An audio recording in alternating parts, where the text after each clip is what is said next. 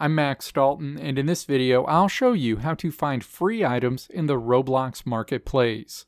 Step 1. Tap the avatar icon in the menu on your Roblox home screen. Your Roblox avatar screen opens. Step 2. Make sure Marketplace is selected at the top of this screen.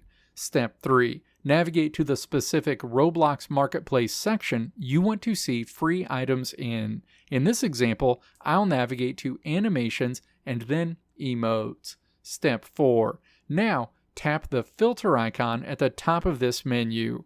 A menu opens. Step 5. Navigate to the Filter section and then find Price in this section. Tap to select Price Range. You'll now see where you can set a minimum and maximum price to see in your results.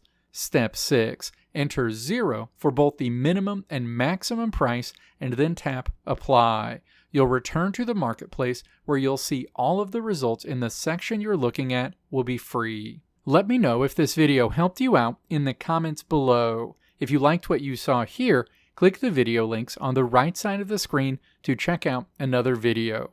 Or click the logo on the left side of the screen to check out my tutorial website at www.maxdalton.how.